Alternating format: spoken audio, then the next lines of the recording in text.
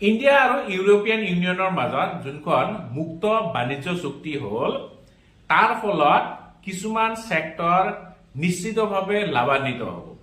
So সেইবিলাক সেক্টৰত যদি আপনি মিউচুৱেল ফাণ্ডৰ জৰিয়তে বিনিয়োগ কৰিব বিচাৰিছে কেনেকৈ বিনিয়োগ কৰিব, আজি মই কেইটামান ফাণ্ডৰ নাম কৈ আছো। সো সৰ্বপ্ৰথমে এই যে বাণিজ্য চুক্তিখন হ'ল ইয়াৰ ফলত কিয় লাভান্বিত হ'ম আমি।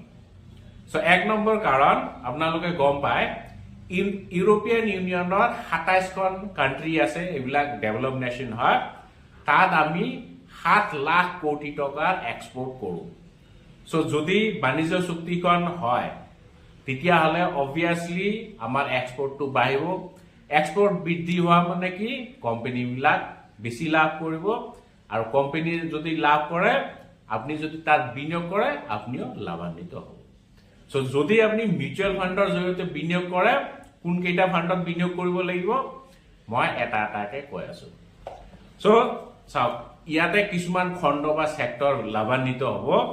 প্ৰথম সেক্টৰ হ'ব টেক্সটাইল আৰু এপাৰেল। সো ইয়াৰ কাৰণে আপনি কনজিউমাৰ গুডছ সেক্টৰত ইনভেষ্ট কৰিব লাগিব। তাৰ কাৰণে কেইটামান ফাণ্ড আছে, মই কৈ আছো।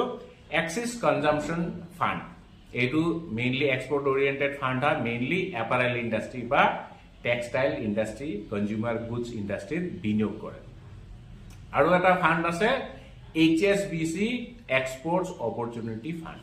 সো এইটোও মেইনলি এক্সপোৰ্ট কৰা কোম্পানীবিলাকতহে বিনিয়োগ কৰে। দ্বিতীয় সেক্টৰ কোনটো, কেমিকেলছ আৰু speciality chemicals.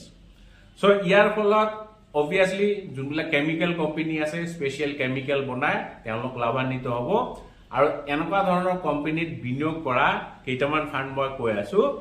ICICI Pru commodities fund, mainly এইটো ফাণ্ডে কেমিকেলছ কোম্পানীতে বিনিয়োগ কৰে। আৰু Tata resources and energy fund, এইটো ফাণ্ডতো আপোনালোকে বিনিয়োগ কৰিব পাৰে। তৃতীয় আৰু এটা সেক্টৰ ইঞ্জিনিয়াৰিং এণ্ড অটো এনচিলাৰী বা অটো কম্পোনেণ্ট ফাণ্ড। সো এইটো সেক্টৰত ইনভেষ্ট কৰা কেইটামান ফাণ্ড হ'ল SBI অটোমোটিভ অপৰচুনিটিজ ফাণ্ড, এইটো মেইনলি অটো সেক্টৰত ইনভেষ্ট কৰে।